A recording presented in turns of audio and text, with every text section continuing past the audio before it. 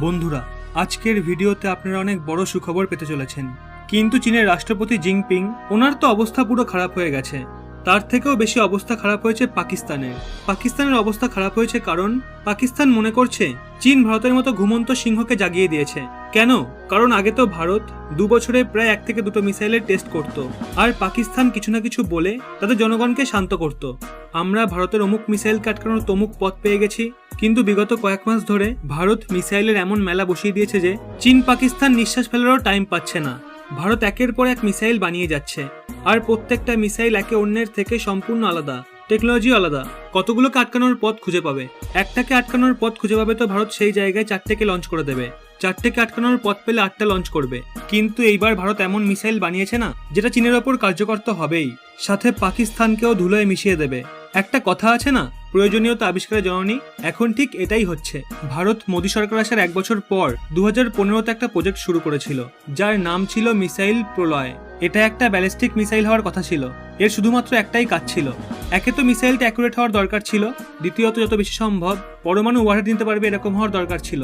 অর্থাৎ এর মাধ্যমে যতটা ধ্বংসলীলা চালানো যায় ততটাই পরিপূর্ণ থাকতে হবে, এতটাই ক্যাপেবল বানানোর কথা ছিল। কিন্তু হলো কি, বিগত কিছু বছর ধরে এই প্রজেক্ট ডিলে হয়ে আসছিল। এই প্রজেক্টে 400 থেকে 500 কোটি টাকা খরচ হয়ে গেছে, কিন্তু প্রজেক্ট সেই ডিলে হয়েই আসছিল। কখনোই এর টেস্ট হয়নি। 2017-এ টেস্ট হওয়ার কথা ছিল, কিন্তু তখনও পিছিয়ে যায়। তারপর 2019-এ হওয়ার কথা ছিল, সেটাও ডিলে হয়ে যায়। এমনকি 2020-এর প্রথম দিকে হওয়ার কথা ছিল, সেটাও পিছিয়ে যায়। এর কারণস্বরূপ বলা হচ্ছিল ডিআরডিওর ওপরে কাজের অনেক চাপ রয়েছে। সেটা রীতিমতো 1 মাস ধরে আমরা দেখতেও পাচ্ছি। ডিআরডিওর কাছে এখন 3টে ফাইটার জেটের প্রজেক্ট রয়েছে, এমকা, অরা, তেজস MK2।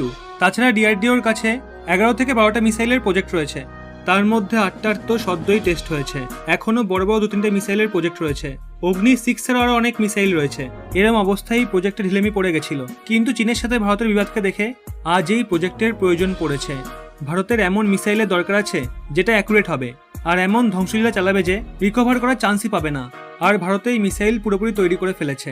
আজ্ঞে হ্যাঁ, ভারতের বেশিরভাগ মিসাইলের টেস্ট বে অফ বেঙ্গলে হয়।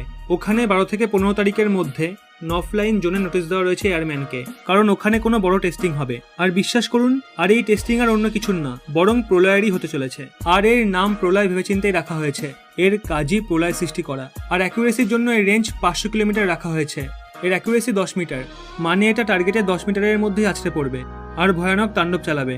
যেসব মিসাইলের অ্যাকুরেসি 10 মিটারের মধ্যে হয় সেগুলোকে অ্যাবসলিউট মনে করা হয়।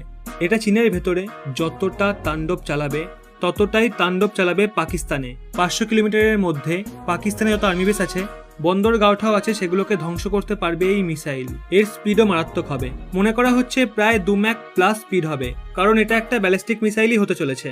খবরটা শোনার পর আপনার মনে ঠিক কেমন অনুভূতি হচ্ছে তা অবশ্যই কমেন্টে জানান। রাকেশ, কুন্তি এবং দেবজিৎ পাল সহ অনেকে এই পরিবারের এমন কিছু সদস্য যারা বেশ সুন্দর সুন্দর কমেন্ট করেন, চাইলে আপনিও করতে পারেন।